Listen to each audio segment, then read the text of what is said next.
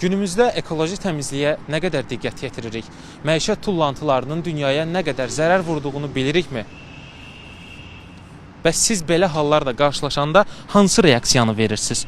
Ümumiyyətlə, yerə atılan siqaret kötükləri, plastik butulkalar dünyaya nə qədər zərər vurur, xəbəriniz varmı? Polietilen torbalar, birdəfəlik qablar və plastik butulkalar təbiətdə 100 illərlə qalır. Bu isə həm heyvanlar, həm də insanlar üçün ciddi risklər yaradır. Siqaret kötükləri torpaqda parçalanmır, su mənbələrinə qarışır və ekosistemə zərər verir. Küçəyə tüpürmək, zibil atmaq, ictimai yerlərdə siqaret kötüyünü yerə tullamaq da öz yerində. Polis əməkdaşları tərəfindən Respublikanın ayrı-ayrı şəhər və rayonlarında ətraf mühitin mühafizəsi, eyni zamanda sanitariya-gigiyena qaydalarına əməl olunması məqsədi ilə nəzarət profilaktik tədbirlər mütəmadi olaraq həyata keçirilir. Vətəndaşlara qanunun tələbləri izah olunur, ətraf mühitin çirkləndirilməsinin məsuliyyət yaratması onların diqqətinə çatdırılır.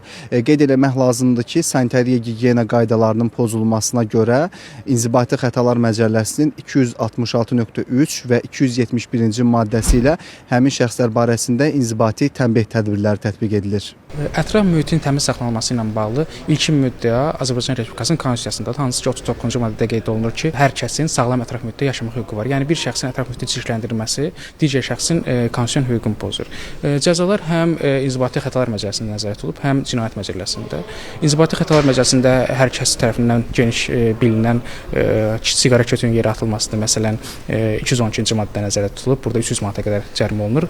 Sıravi vətəndaş tərəfindən zibil qutusuna deyil, ətrafa atılmasına görə şəxs 50 manat cərimə olunur. Bu vəzifəli şəxs olduqda 750 manat, hüquqi şəxs olduqda isə 2000 manata qədər cərimə tətbiq olunur. Ekspertlər bildirir ki, təkcə cərimə kifayət deyil. Burada ictimai qınaq, şəxsi məsuliyyət və gündəlik davranış mədəniyyəti əsas rol oynayır. Ətraf mühiti qorumaq bir qurumun yox, hər birimizin borcudur.